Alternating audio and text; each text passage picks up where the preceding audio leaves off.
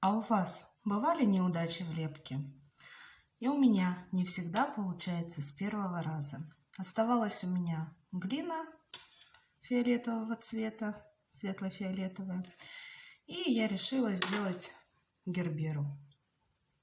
Вот такой цветок у меня получился. Меня он не устроил, потому что все смотрится по отдельности, как-то искусственно. У лепестков нет естественных изгибов. В общем, мне не понравился этот цветок. Я рассмотрела внимательно фотографии, выбрала определенный цвет и уже более аккуратно, с проработкой сделала лепестки. Вот он, второй результат.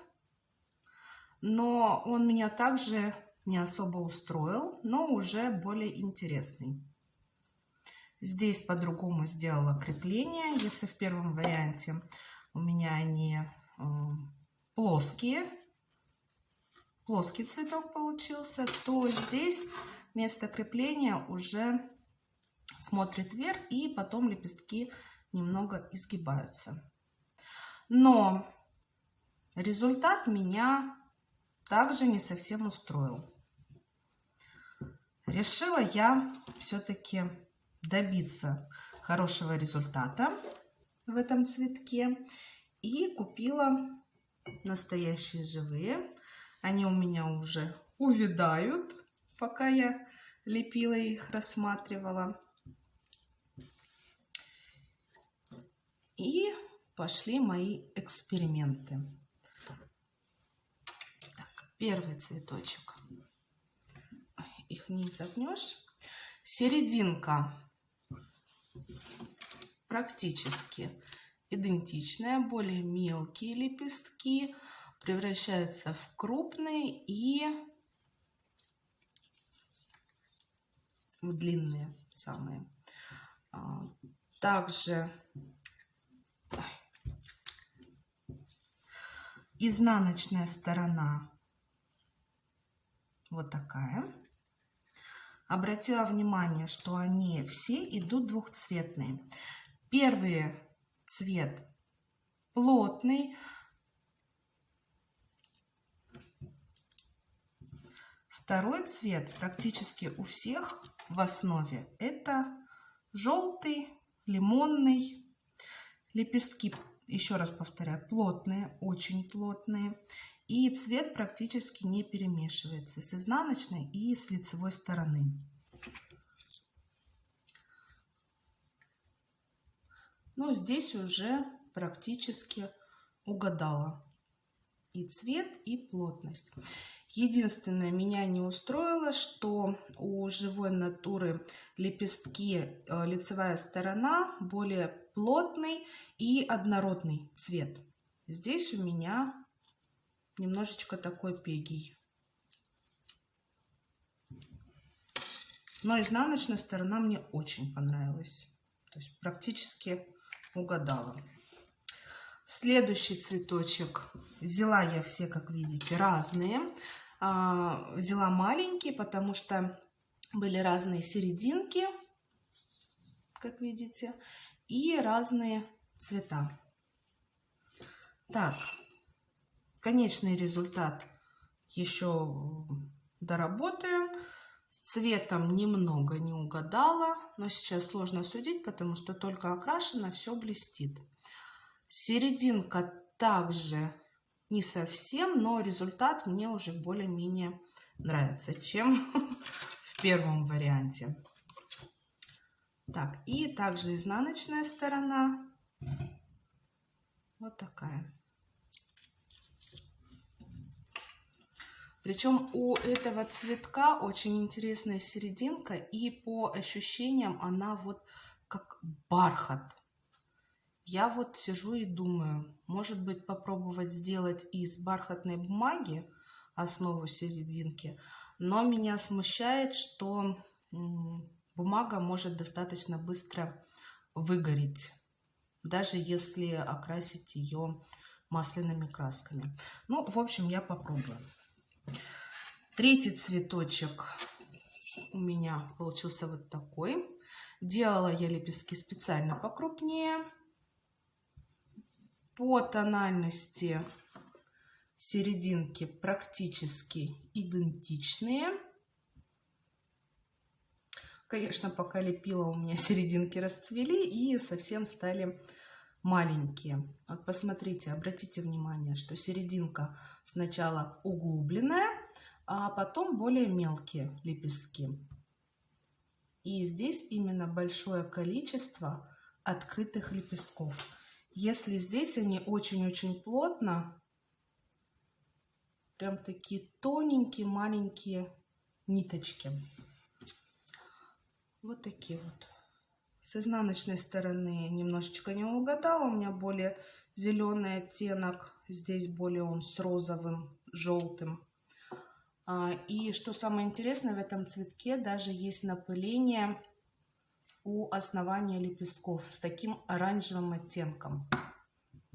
Я его попыталась сделать, но у меня не совсем видно, потому что пастели нет. Очень хорошо подойдет именно пастель для тонировки поверх масла. Также не остановилась, решила сделать повторно вот такую вот серединку. Только собрала, немножечко грязно получилось, но все же результат серединки мне нравится больше. Он более бархатистый такой и более маленький, аккуратный. В общем, мои эксперименты продолжаются. Пока цветочки у меня не совсем завяли. Я их еще раз внимательно рассмотрю. Больше всего меня интересуют серединки. Так, сейчас я их соберу все вместе.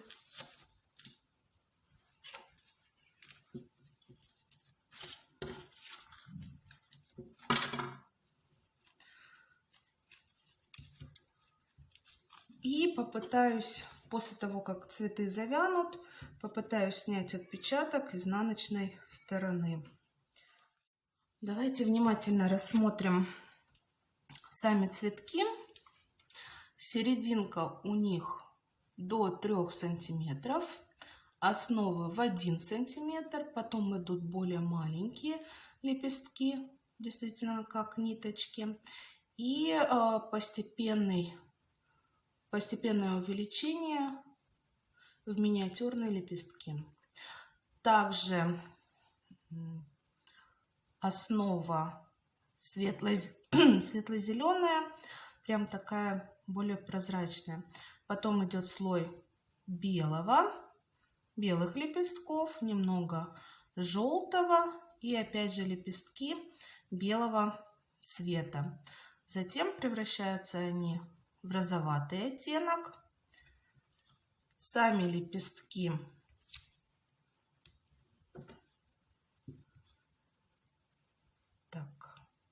в 3,5 сантиметра. Лицевая сторона плотный розовый цвет, даже неаполитанская розовая. Изнаночная лимонный с плавным переходом в белый и слегка зеленоватый оттенок. Обратите внимание, что лепестки крепятся как бы кверху. И в основе цветок треугольной формы. Вот если, вот, допустим, смотреть, я начала крепить вот таким образом на основе треугольника.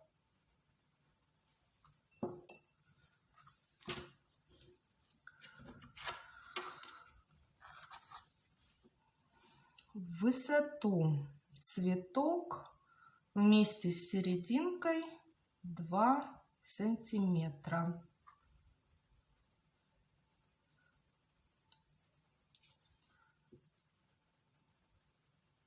Здесь основа даже 3,5-4 сантиметра.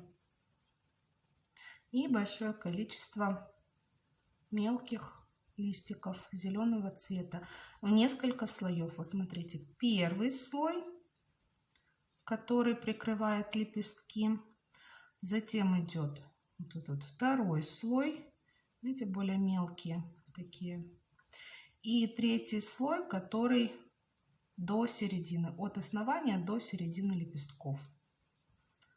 Покрыто это все флоком. Вот видите, вот они, лепестки я поднимаю.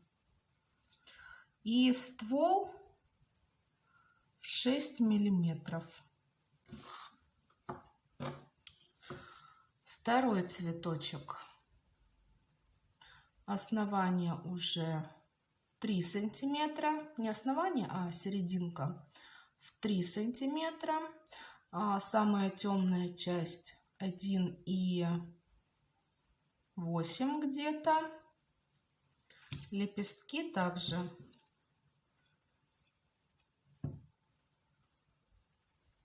3 сантиметра.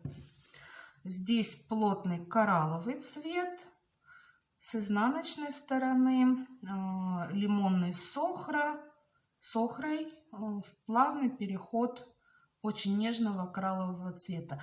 Но за счет того, что когда красится лицевая сторона, она немного просвечивает с изнаночной стороны, и вот этот вот оттенок будет виден. Поэтому отдельно тонировать его не стоит.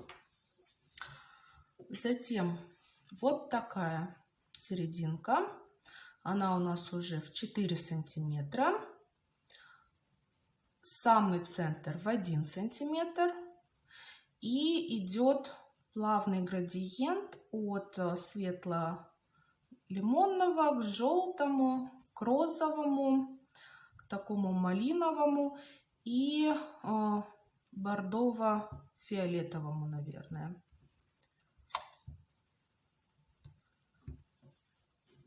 Здесь лепестки немного отличаются по форме. Также они 3-3,5 сантиметра. Лицевая сторона, наверное, фиолетово-красный такой, или фиолетово-сливовый. И пудра нанесена такого оранжевый, охра. Здесь лимонный, немного розового и самый край немножечко зеленого. Также лепестки все отличаются по форме. Если у этого цветка они, обратите внимание, выгнуты вперед, и особенно самый край, такая лодочка вовнутрь, изгиб цветка. У этих вариантов они наоборот идут в другую сторону.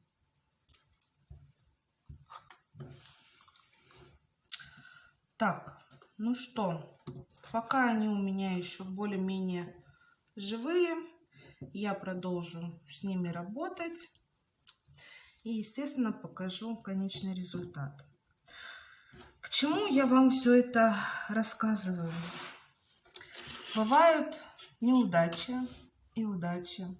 Бывает, цветок получается сразу, с первого раза. Очень интересный, хороший, почти 100% копия.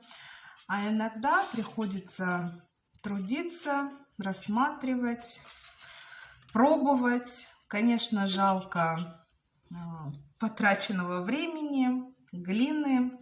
Но это все приводит к тому, что вы набираетесь опыта,